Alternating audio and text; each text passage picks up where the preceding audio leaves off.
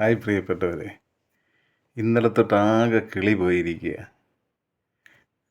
കുറേ വീഡിയോകൾ കണ്ടു, മറ്റേ ജയിലിൽ കിടക്കുന്നവന്മാരുടെ ശമ്പളത്തെക്കുറിച്ചുള്ള. ഇപ്പോൾ പലരും ഇപ്പോൾ അതാണ് ചെയ്യുന്നത്. അപ്പോൾ അങ്ങനെ ഞാനും എന്നാൽ പിന്നെ ഇതിൻ്റെ കറക്റ്റായിട്ടൊന്ന് അറിയണമല്ലോ എന്ന് കരുതിയിട്ട് പിന്നെ നമ്മുടെ ജെമിനിയിൽ അന്വേഷിച്ചാൽ എല്ലാം കിട്ടും കേട്ടോ. ജെമിനിയിൽ ജസ്റ്റ് നമ്മളതിൻ്റെ ഒരു പ്രോംപ്റ്റ് കൊടുത്താൽ മതി, അവർ അതിൻ്റെ ഡീറ്റെയിൽസ് തരും. അത് കൊടുത്ത് ഇപ്പോഴാണ് വിവരം കറക്റ്റായിട്ട് അറിയുന്നത്. കേരളത്തിലുള്ള ജയിലിൽ കിടക്കുന്നവന്മാർക്ക് ശമ്പളം 630 രൂപ ഒരു സ്കിൽഡ് വർക്കറിന്. ഏത് തൊഴിലാണെങ്കിലും, മരപ്പണിയാണെങ്കിലും, അതുപോലെ ടൈലറിങ് ആണെങ്കിലും, സ്കിൽഡായിട്ട് ഒരു തൊഴിൽ പഠിച്ചിട്ടുള്ളവരാണെങ്കിൽ 630 രൂപ. പിന്നെ ഏകദേശം 500 രൂപ അതിൽ പുറത്ത് മേളിലോട്ടുണ്ടാവും എന്തായാലും. എന്താ ഇതൊക്കെ കൊണ്ടായിരിക്കും ഈ അവിടെ നിന്ന് ഇങ്ങോട്ട് ഇറങ്ങുന്ന അതേ ഫോഴ്സിൽ തന്നെ തിരിച്ചങ്ങോട്ട് കയറാനായിട്ടുള്ള ശ്രമം നടത്തുന്നത്, വല്ലവൻ്റെയും വെട്ടിഞ്ഞുറുക്കിയിട്ട്. എന്തൊരു കാലമാണോ! 2026 തൊട്ടാണ് ഇത് ഇത്രയും പിന്നെ ശമ്പളം കൂട്ടിക്കൊടുക്കാൻ തുടങ്ങിയത്.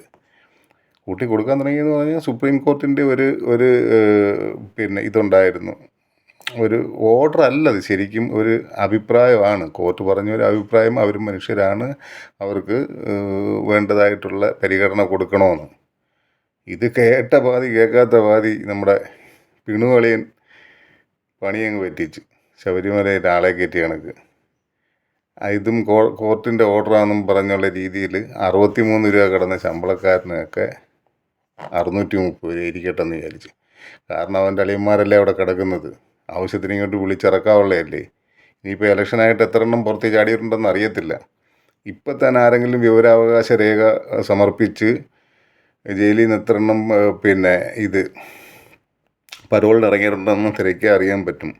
വില്ലന്മാരൊക്കെ കുറച്ച് ഇറങ്ങിയിട്ടുണ്ടായിരിക്കും. കാരണം ഇലക്ഷൻ കഴിയുമ്പോൾ എന്തായാലും ഒരു കൊത്ത് കാണും അവിടെ ഇവിടെയൊക്കെ ആയിട്ട്. അതുകൊണ്ട് എല്ലാവരും സൂക്ഷിക്കണം. അപ്പോൾ ഇതാണ് ഇപ്പോഴത്തെ സാഹചര്യം. കേരളത്തിലുള്ള ജയിലുകളിൽ കിടക്കുന്ന നമ്മുടെ സുഹൃത്തുക്കൾക്ക് എല്ലാവിധ ആശംസകളും നേരുന്നു. നല്ലത് വരട്ടെ. കൂടുതൽ കരുത്തോടു കൂടി വീണ്ടും വീണ്ടും അവിടെ തങ്ങാനുള്ള സാഹചര്യങ്ങൾ ഉണ്ടാക്കുക. എന്താ, വളരെ മിനുവായിട്ടുള്ള ഫുഡ്, ഇറച്ചി, മീൻ, പച്ചക്കറി, ഇതെല്ലാം അതിൻ്റെ ആ മെനു കറക്റ്റ് മെനു ആണ്. ഓരോ ആഴ്ചയിലും ഉള്ള മെനു കറക്റ്റ് ചെയ്തുള്ള ഫുഡ്.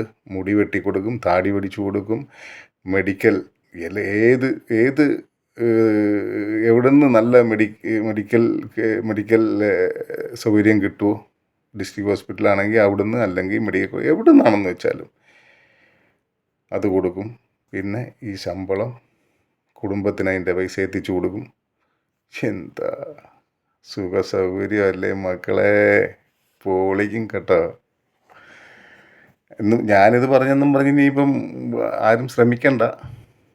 നമുക്കങ്ങനൊന്നും വേണ്ട കേട്ടോ. നമ്മൾ നല്ല കുട്ടികളായിട്ടിരിക്കുക. Okay guys, by.